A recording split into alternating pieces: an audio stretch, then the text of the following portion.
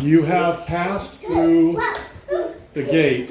It is the two of you walking through the citadels and going through the various stairwells and whatever that will bring you in about 8 minutes to Mehru's apartment.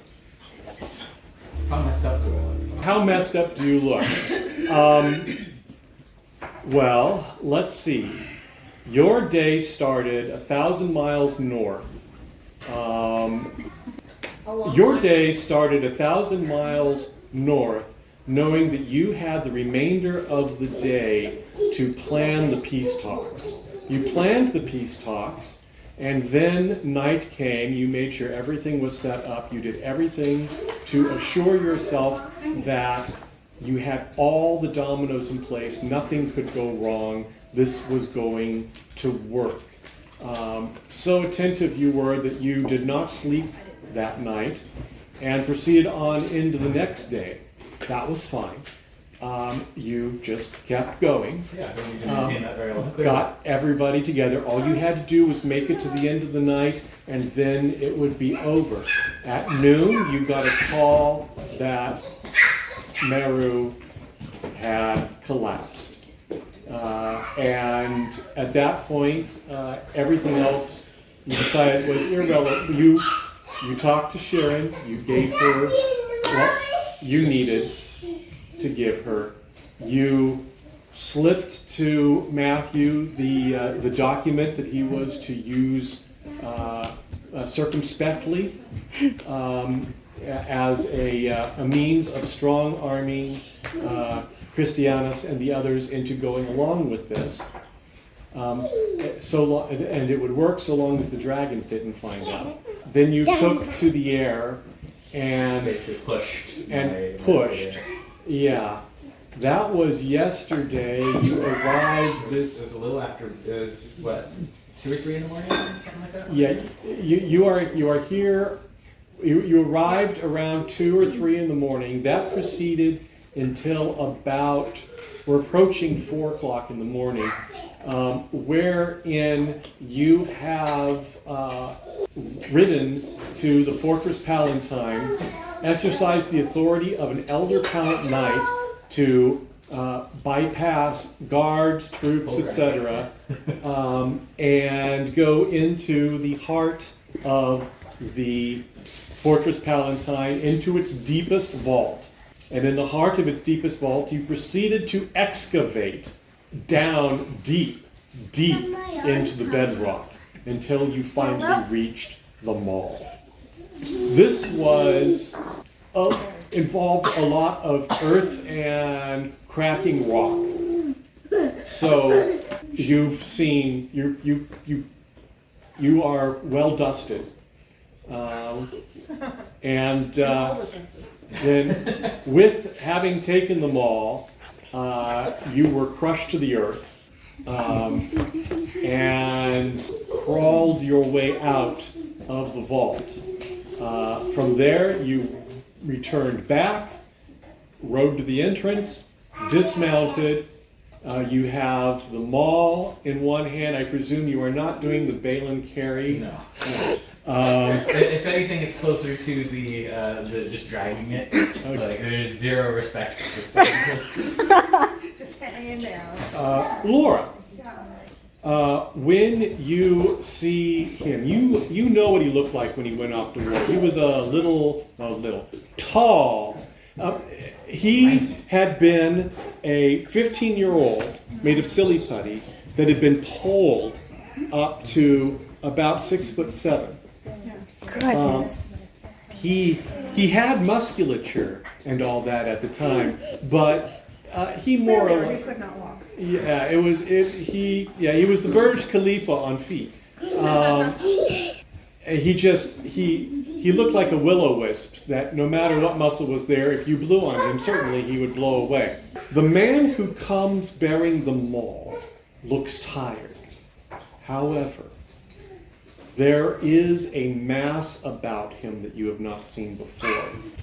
Whether or not the time, the years at war or something else, he has about him now a presence a power that you cannot see with your eyes, but you feel with your heart. Your senses, like the hairs on the back of your neck rise, not out of, oh, this is something evil, but it's what you feel in the presence of a thunderstorm or standing by a huge waterfall. As he walks up to the gate, and the guards started to challenge him, and then they just, that was, okay, never mind, he's supposed to be here, and let him go through. When you started to go in, they started to challenge, and he more or less grunted. And what it more came across is for an instant his attention shifted to them, and they no longer cared about you. And you were in the gate, and the gate shut behind you, and you are walking beside him, and that's where we pick up. Are you letting her keep pace with you? I think Arlis is mostly just focused on moving forward. And it's not that he's ignoring her, it's just that he is clearly preoccupied, and but he is mostly just focused on his path. She says they didn't tell me. Nobody told me. Shh, inside voice is quiet. Nobody told me. I get a call from Elder Hospital at Ellerina in the middle of the night, and that's the first I hear about it. Ellerina? Yeah. Mm-hmm. I thought someone would have called you. I was preoccupied. I'm sorry. No, I'm not blaming you. It doesn't matter. It's just another time that they didn't tell me. What are you doing with them all? What I have. Elaborate, please. I have seen a man wielding this, say, archery shield post when nothing else could. And I have heard tales of another man forcing this to heal someone with the plague. The plague. And he doesn't have a lot of time. How? So you know it works. I've seen it work. If it works, why aren't they using this to save people? I think that's the first point where Arlis actually, like, his gait hesitates just for a second. Because the cost is high. Right. The first man I saw using this, he healed someone long before I met him. And then he healed the Archmage. It took everything he had to not let it get its claws into him the first time, and it did the second time. The second man, I never used it. He held on to a sliver of himself, but it was all he could do. Can I help you? I would appreciate that.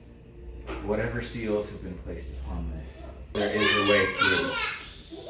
There is a certain kind of person that will allow freedom. I just have to prove that I'm that kind of person. But if I can't hold on to myself, and if I become a threat to Mehru, I need someone to reduce the pressure. I have been putting out a lot of contingency plans. I am tired of being moved around with the chest. Let me help you. One of my biggest regrets is that I couldn't do anything. It's not going to happen that way. I understand how you feel. You said you needed my promise. I did. I promised I would look after her, and that I would give myself to do what's best for her. And when I asked her his permission to be murdered. He said yes to me. Yeah. We talked. I did get to talk to him, but they wouldn't let me go. I think me coming made the war worse. So I left. Dropped it.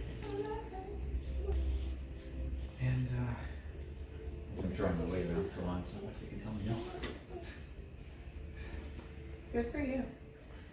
Make sure to use every ounce of political power that I can get. You know, before this, I was just a mage because I refused to serve. That was my ambition right there. Didn't pan out. No. Not for me either. When this is done, you should probably get the people you care about moving. I don't know what's coming, but this war is a judgment on both sides. That's what I know. Everyone is equally guilty. And I don't imagine it's going to end well. And you are standing before the door. Of note, visually, if this were a TV show, while they're talking of the war, there's actual visual cutaway to the war, and you see the men firing, the dragons overhead, the flitters flying, and gunfire going, all in silence as they talk.